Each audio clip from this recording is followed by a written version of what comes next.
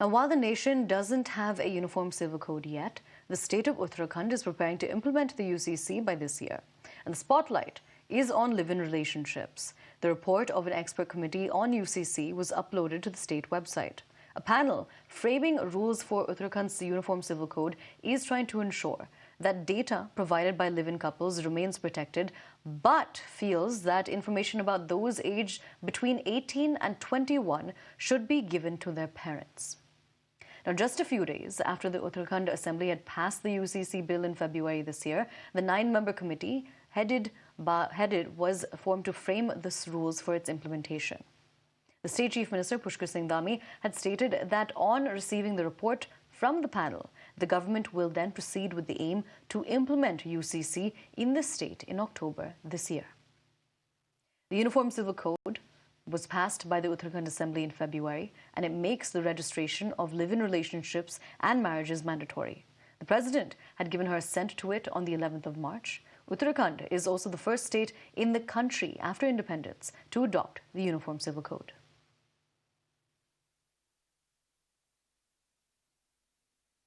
We're crossing over to my colleague Abhishek Sinha to get us more on this. Abhishek जी, आप बता सकते हैं कि जब एक कपल को एक स्टेटमेंट सबमिट करना होगा तो उनके लिए वो डॉक्यूमेंट्स चाहिए उसके लिए? दो कंडीशन है, मैं आपको यहाँ बताना चाहूंगा। जो 18 साल के युवक होंगे या युवती होंगी, उनके लिए जो कंडीशन रखी गई है, उन्हें सभी डॉक्यूमेंट्स उनके मदर फादर को उसे बताया जाएगा। सबसे पहला इसमें ये रखा गया है। दूसरा, जो 21 साल से ऊपर होंगे उन लोगों के मदर फादर को नहीं बताया जाएगा, यानी निजता का हनन नहीं किया जाएगा, ना ही उनकी किसी भी तरह से प्राइवेसी जो है वो लीक नहीं की जाएगी। सूचना के अधिकार से इसे बाहर रखा गया है, इस चीज को, कि आपके किसी भी प्राइवेसी हम लीक नहीं करेंगे। इस बात को भी ध्यान में रखते हुए ये संहिता में सीधे रूप से इस बात का जिक्र किया गया है कि जो भी प्राइवेसी होगी आपकी, उसे बिल्कुल भी सूचना के अधिकार से भी दूर रखा गया है।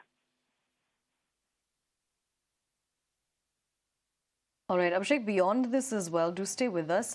पर पब्लिक कैसे रिएक्ट कर रहे हैं? देखिए, जनता का सीधे रूप से कहना ये है कि उन्हें इससे कोई ज्यादा फर्क पड़ने वाला नहीं है।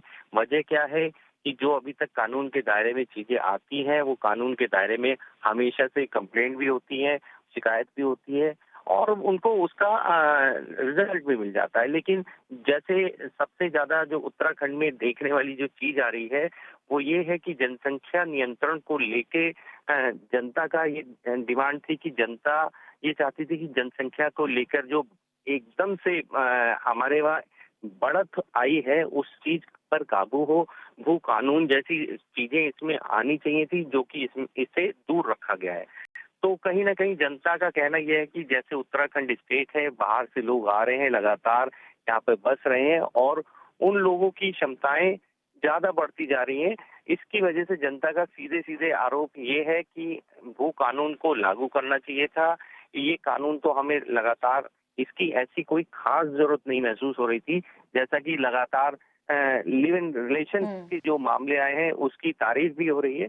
लेकिन कहीं ना कहीं ये जो कमी मैं आपको बता रहा हूँ जनसंख्या की, जिसे संहिता ने दूर रखा है, उस बात को लेकर लोगों का गुस्सा भी देखने में आ रहा है।